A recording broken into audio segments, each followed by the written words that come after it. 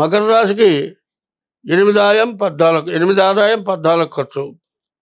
మరి మకర రాశికి 3 రాజపూజ్యం, 5 రాజావమానం. విశ్వావసునామ సంవత్సరం గోచార ఫలితాలు చెప్పుకుందాం.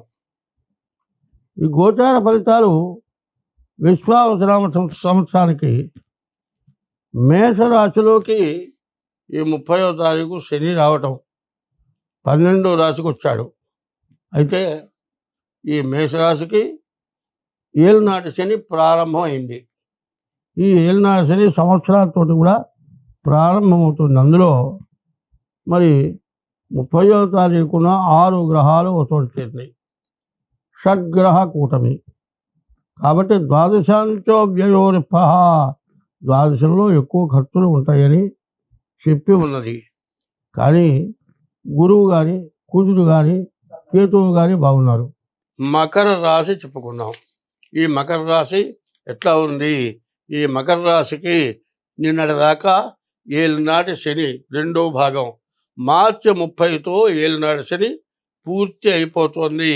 ఇక్కడి నుంచి మంచి సమయం, అన్ని విధాలా బాగుంటుంది.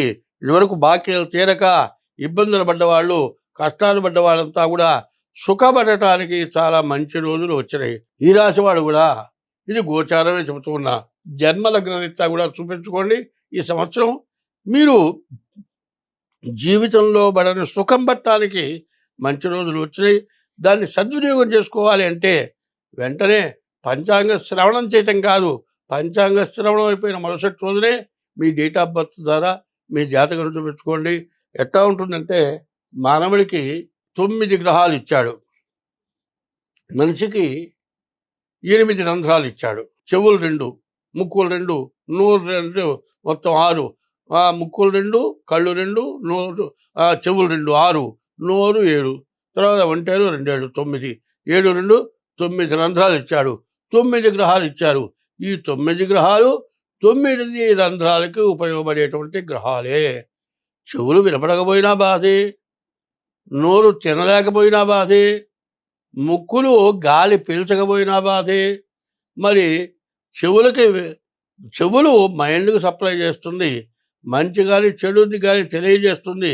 వినపడలేదండి, దారిలో పోతున్నాం, పోయి వెనకాల వాడు హారన కొట్టినా కూడా దాని కింద పడతాం.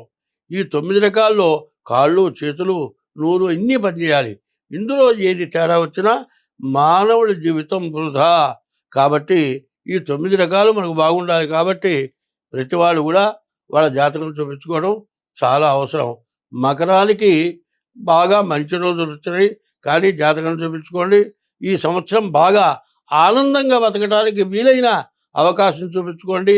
ఇన్నాళ్ళ నుంచి ఉన్న బాధలు మొత్తం తీరాలి అంటే రాబోయే ఈ సంవత్సరంలో ఏమన్నా సమస్యలుంటే గ్రహాల రీత్యా అది చూపించుకొని తగిన ఉపశాంతి చేసుకోండి.